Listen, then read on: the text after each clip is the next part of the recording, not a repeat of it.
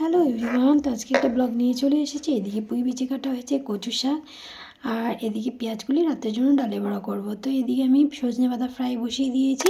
এদিকে আমার সজনে পাতা ফ্রাই হয়ে গেছে। এদিকে লোটে শুটকি ভেজে আমি পুঁই আর আলু দিয়ে শুকনো শুকনো করে নিয়েছি। এদিকে গরম ভাত হয়ে গেছে, আর এদিকে মাছ ভাজি বসিয়ে দিয়েছি। শালগম আলু দিয়ে পাতলা করে ঝোল করব।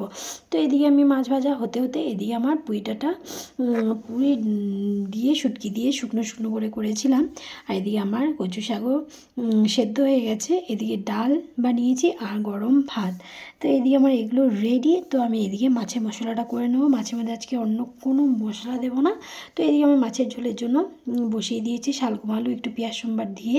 তো এটাকে কিছুক্ষণ নাড়িয়ে চাড়িয়ে তারপরে আমি কী করবো, মশলাটা দিয়ে দেবো।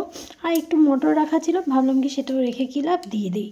তো দিয়ে দিয়েছি হলুদ, দিয়ে দিয়েছি নুন, আর একটু পেঁয়াজ রসুন আর টমেটো পেস্ট করেছিলাম সেটা। আর কোনো মশলা এটার মধ্যে ব্যবহার করবো না, পাতলা করে একটু ঝোল করব। তো এটা আমি একটু সাতলিয়ে একটু সামান্য একটু জল দেবো, দিয়ে তারপর ঢেকে দেবো। তো আমি এটা ঢেকে দিয়েছি। আর এদিকে দিয়ে আমি মাগুর মাছ কেটে মাগুর মাছটা আমি ফ্রাই বসিয়ে দিয়েছি। এদিকে আমার কাতল মাছের ঝোলটা আমার রেডি। তো এদিকে আমি কাঁচা কলা আলু দিয়ে বাচ্চাদের জন্য মাগুর মাছটা বানাবো। তো এদিকে আমার কাতল মাছের দেখো ঝোলটা আমি পাতলা করে করেছি, কি সুন্দর হয়েছে দেখতে।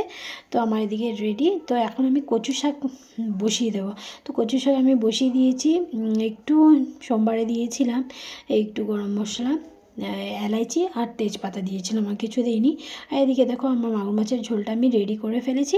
তো আজকে ব্লগটা কেমন লাগলো অবশ্যই কমেন্ট করে জানাও।